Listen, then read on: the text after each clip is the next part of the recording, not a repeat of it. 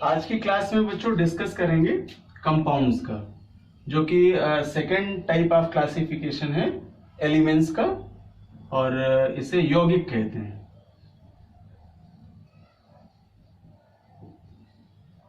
और पिछली क्लासों में हम लोगों ने डिस्कशन किया था कि एलिमेंट क्या हैं, और एलिमेंट्स में फर्स्ट कैटेगरी डिफाइन की थी हम लोगों ने, क्लासिफाइड की थी एलिमेंट्स का मेटल, नॉन मेटल और मेटलाइट्स के रूप में, और एलॉय के बारे में भी पढ़ा था। अभी दो क्लासिफिकेशन टाइप्स रह जाते हैं यहाँ, पहला है कंपाउंड्स और दूसरा है मिक्सचर। तो आज की क्लास में पढ़ते हैं सबसे पहले कंपाउंड को, फिर इसके बाद मिक्सचर। सो डिफाइन करें कंपाउंड्स को, तो ये वे पदार्थ हैं जिन्हें रासायनिक विधियों के द्वारा सरल अवयवों में विभाजित किया जा सकता है, लेकिन भौतिक विधियों द्वारा इन्हें वियोजित नहीं किया जा सकता है। तो ऐसा जो मैकेनिज्म है उस आधार पर हम इन्हें यौगिक कहते हैं।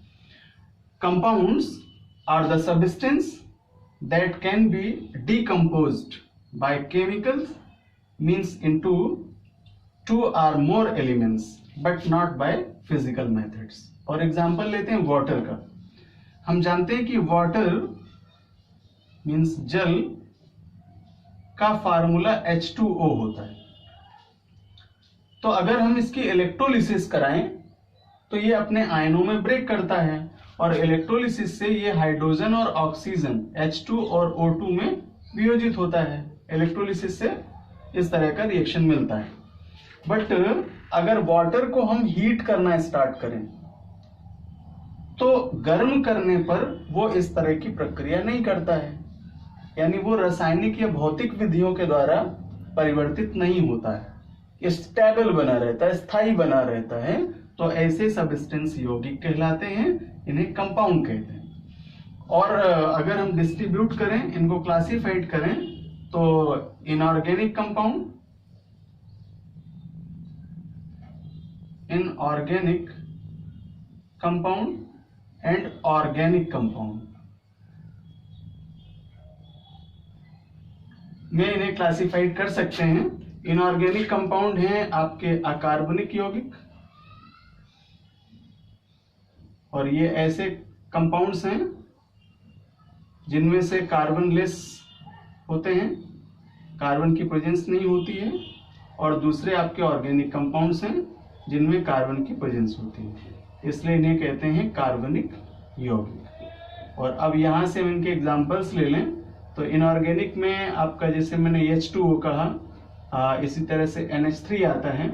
और ऑर्गेनिक कंपाउंड्स में जाएं तो C2H6 हैं, C6H12O6 हैं, और जितने भी आपके कार्बन के लिए जाने वाले एग्जांपल्स हैं वे सारे आपके ऑर्गेनिक कंपाउंड्स में आते हैं। और जान लेते हैं इनका रेशियो बेस भी है कि जो कंपाउंड हैं उनमें उपस्थित एलिमेंट अपने आप में एक निश्चित कंपोजिशन में कंजुगेट होते हैं, यानी निश्चित संगठन में संयुक्त होते हैं। जैसे H2O का कंजुगेशन देखें तो यहाँ हाइड्रोजन और ऑक्सीजन का जो रेशियो है जनरली वो 1:8 रेशियो में मार्क होता है। और इसी तरह से हम जो भी कंपाउंड्स की एनालिसिस करते हैं वहां देख पाते हैं कि उनका एक निश्चित संगठन है, कंजुगेशन है, तब हम उन्हें कंपाउंड कहते हैं। लेकिन मिक्सचर में ये कंपोजिशन सर्टेन नहीं होता है। और वाटर के एग्जांपल से रिलेटेड आपका बहुत अच्छा एक क्वेश्चन है कि how do you prove that water is a compound not mixture. सिद्ध करो कि जल एक यौगिक है, मिश्रण नहीं। तो आपके लिए सबसे बेस्ट एग्जांपल होगा कि जो इसका मैंने रेशियो दिया है आपको हाइड्रोजन और ऑक्सीजन के लिए, वो 1:8 में रिप्रेजेंट करते हैं, जबकि अकॉर्डिंग टू फार्मूला जब हम इसे कंजुगेट करते हैं एटम बेसिस पर, सो 2:1 में इसको लिखा जाता है। तो ये एक सर्टेन रेशियो है, और जहां सर्टेन रेशियो होता है वहां पर हम उन्हें कंपाउंड्स कहते हैं। और जबकि जो मिक्सचर है वो जस्ट इसके अपोजिट होते हैं, इसलिए वाटर एक कंपाउंड है, मिक्सचर नहीं है। तो अब जान लेते हैं कि मिश्रण क्या होते हैं और कैसे ये डिफरेंस है कंपाउंड से। कुछ छोटे छोटे एक्सपेरिमेंट हैं, अगर इन्हें क्रिएट करें तो मिक्सचर को इजीली समझ सकते हैं। सपोज दैट सुगर पाउडर और एडेबल साल्ट, इन दोनों को मिक्स करें अनसर्टेन क्वांटिटीज में, यानी चीनी का पाउडर और साल्ट का पाउडर मिक्स करें अनसर्टेन क्वांटिटी में, तो ये सब्सटेंस आपके मिक्सचर होते हैं। और भी कई एग्जांपल्स ले सकते हैं यहाँ, और सबसे बेस्ट है आपका एरोबिक एयर। अगर बच्चों वायु का एग्जांपल लें तो वहां ऑक्सीजन की प्रेजेंस है एयर में, कार्बन डाई की प्रेजेंस है, कार्बन डाइऑक्साइड CO2 और परसेंटेज अलग अलग क्रिएट करते हैं, जबकि नाइट्रोजन की अवेलेबिलिटी है।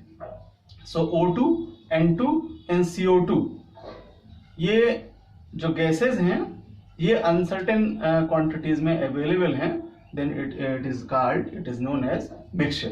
तो इस आधार पर हम इन्हें डिफाइन कर सकते हैं कि जब दो या दो से अधिक पदार्थों के संयोग से कोई पदार्थ प्राप्त होता है तो उसे मिक्सचर कहते हैं। इनकी क्वांटिटीज अनसर्टेन रहती हैं। The term mixture is referred to the combination of two or more substances in which each substance retains its own chemical properties is known as mixture. And for example, air, वायु, और इसमें oxygen की presence है, इसमें nitrogen gas presence है and carbon dioxide CO2 की availability. So mixture of air is the best example of mixture. बच्चों इन्हें 2 पार्ट्स में क्लासिफाइड करते हैं, यानी मिश्रण को 2 पार्ट्स में डिवाइड करते हैं। एक है समांगी मीन्स होमोजीनियस, और दूसरे हैं विसमांगी हेट्रोजीनियस। तो mixtures are classified in 2 categories, homogeneous mixtures and heterogeneous mixtures. और एग्जाम्पल लें होमोजीनियस मिक्सचर का, तो ये ऐसे मिक्सचर हैं जिसमें पार्टिसिपेट करने वाले जो कंपोनेंट्स हैं वे पूरी तरह से समान रूप से वितरित होते हैं, मिक्स्ड होते हैं। और जैसे एग्जाम्पल लें आपका शुगर पाउडर का और एडिबल साल्ट का, जो कि कॉमनली मिक्स हो जाते हैं with the help of solvent. But जब हम कैटेगराइज करेंगे यहाँ पर, इन दोनों को अलग अलग कैटेगराइज करेंगे तो इनके एग्जाम्पल से समझ पाएंगे। होमोलॉगस या होमोजीनियस मिक्सचर्स के एग्जाम्पल में आपके आते हैं कोल्ड ड्रिंक्स। बच्चों कोल्ड ड्रिंक्स के जो बॉटल्स हैं उनमें उपस्थित वो पेय पदार्थ आपका होमोजीनियस मिक्सचर्स के रूप में उपस्थित होता है।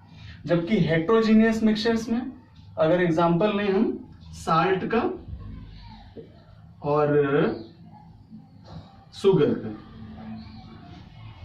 तो ये दोनों सब्सटेंस ऐसे हैं जिनका मिश्रण हमें होमोजीनियस रूप में प्राप्त नहीं होता है, यानी ये अलग अलग दिखाई देते हैं। और इसी तरह से अगला एग्जांपल लें वाटर का H2O का कार्बन टेट्राक्लोराइड के साथ CCl4 के साथ, तो ये भी दोनों हेट्रोजीनियस रहते हैं, यानी ये अलग अलग रूप से वहां कंपोनेंट्स के रूप में उपस्थित होते हैं। तो इस तरह से मिक्सचर्स को हम 2 कैटेगरीज में क्लासिफाइड करके इनका डिस्ट्रीब्यूशन कर पाते हैं। इसी तरह से नमक और रेत का मिश्रण मीन्स बालू का मिश्रण, और इसी तरह से नमक और कोल का मिश्रण या रेत और कोल का मिश्रण, ये विषमांगी मिश्रण के अच्छे उदाहरण होते हैं। और अब डिस्कस करेंगे कुछ SI बेस मौलिक इकाइयां मीन्स SI बेस यूनिट्स का।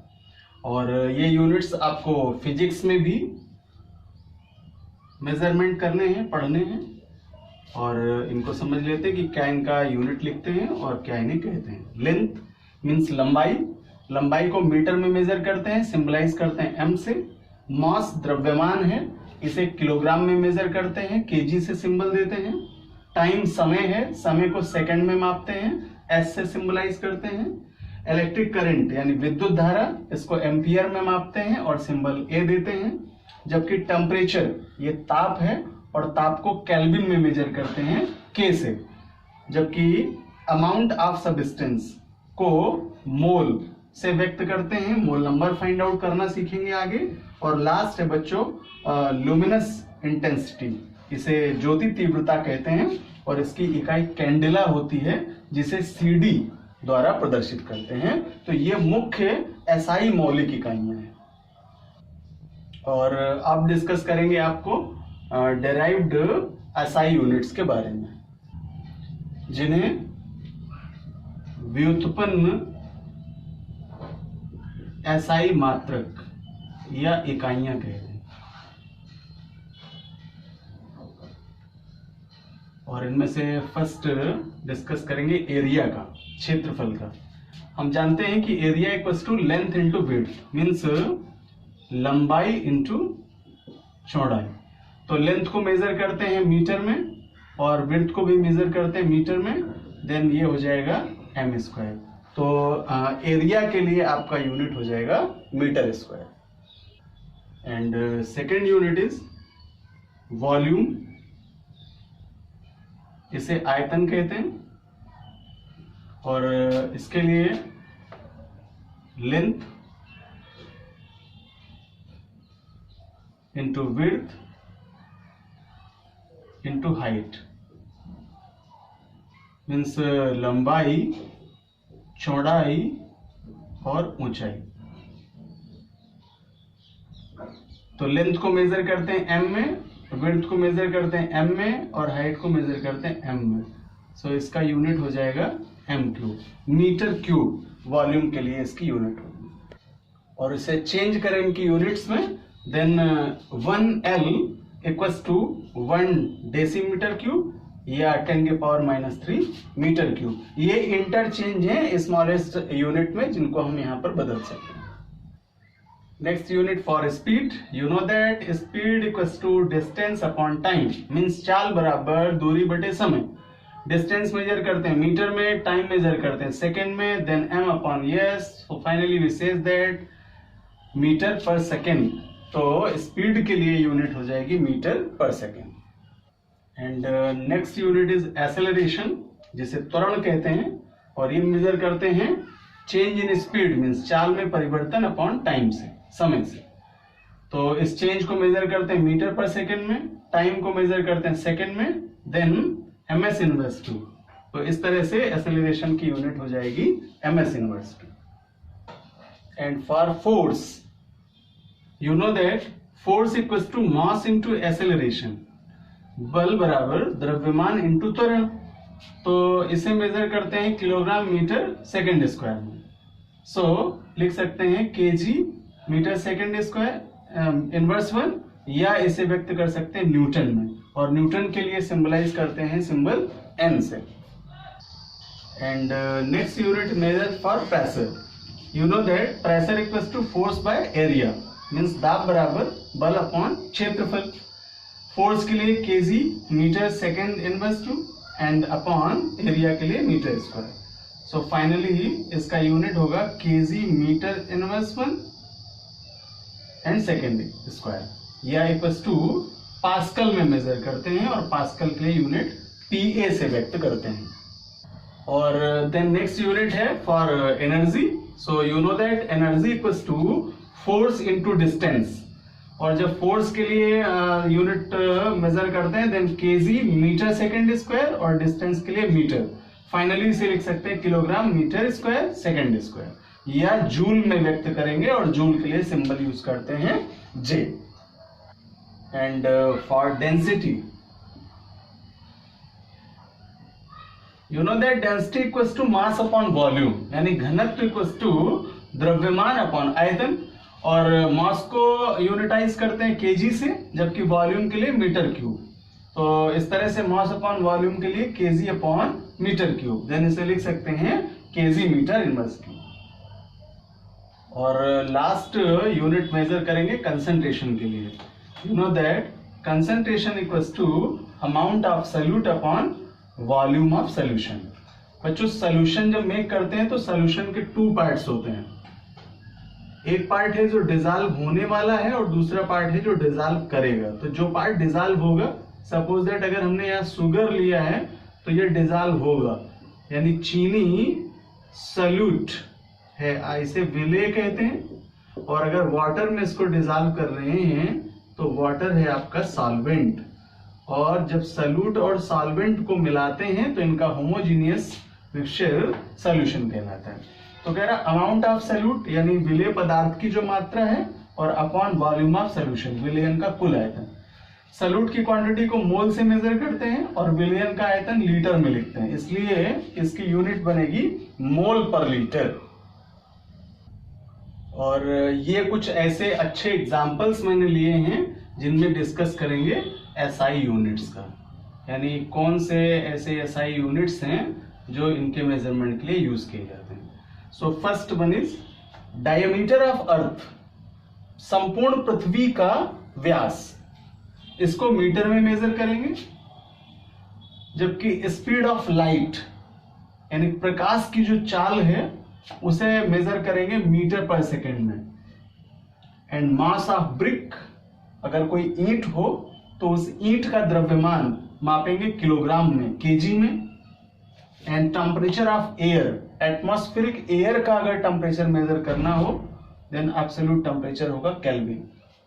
और फिफ्थ है आपका नंबर ऑफ डेज, मींस दिनों की संख्या, और दिनों की संख्या को सेकंड में मापेंगे। तो ये थे बच्चों आपके एसआई यूनिट्स जिनका हम यूज कर पाते हैं। और अब डिस्कस कर लेते हैं मॉलिक्यूलर मास का। मॉलिक्यूलर मास, और इसे कहते हैं बच्चों आणविक द्रव्यमान। गिवन फार्मूले में जो भी एलिमेंट्स की प्रेजेंस है उन सबका अगर एटॉमिक वेट टोटल किया जाए तो उस गिवन कंपाउंड के लिए हम मॉलिक्यूलर मास फाइंड आउट कर सकते हैं। सपोज दैट एग्जांपल लें H2SO4 का, तो यहाँ हाइड्रोजन के 2 एटम प्रेजेंस हैं और हाइड्रोजन के वेट 1 एटम के लिए मॉलिक्यूलर मास होता है 1, सो 2 into 1 प्लस सल्फर के लिए सिंगल एटम का मॉलिक्यूलर वेट है 32, यानी इसका A वैल्यू है, एटॉमिक मास है। और जबकि ऑक्सीजन के लिए सिंगल ऑक्सीजन एटम का 4 into 16 करेंगे बिकॉज 4 एटम की प्रेजेंस है। सो 2 + 32 एंड + 64 और टोटल करेंगे देन ये वैल्यू आपको मिलेगी 98। So the molecular mass of H2SO4 is 98। इसी तरह से सेकंड एग्जांपल लेते हैं NaOH, sodium hydroxide. Then sodium का 23, ऑक्सीजन का 16, हाइड्रोजन का 1 और इसका टोटल करेंगे तो मॉलिक्यूलर मास आ जाएगा 40। Now third one calcium carbonate CaCO3।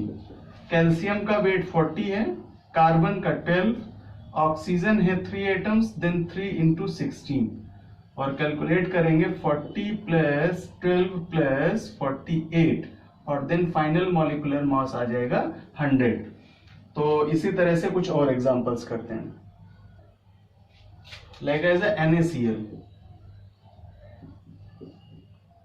Sodium 23 and chlorine 35.5 add करेंगे और ये मास मिलेगा आपको 58.5 मॉलिक्यूलर मास होगा सोडियम क्लोराइड का ब्राइन सॉल्यूशन।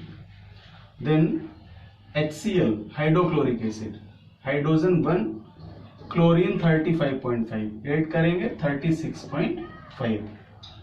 एसिटिक एसिड के लिए फार्मूला होता है CH3COOH, carbon 12, hydrogen 3 into 1 plus carbon 12, oxygen 2 atoms हैं 2 into 16 और हाइड्रोजन सिंगल है +1। सॉल्व करेंगे 12 + 3 + 12 + 32 + 1 और टोटल करेंगे देन 60 आ जाएगा। तो एसिटिक एसिड का मॉलिक्यूलर मास होता है 60। तो इस तरह से बच्चों हम गिवन कंपाउंड्स के लिए मॉलिक्यूलर मास कैलकुलेट कर सकते हैं। और अब नेक्स्ट क्लास में आपसे डिस्कस करेंगे सिग्निफिकेंट फीचर्स का।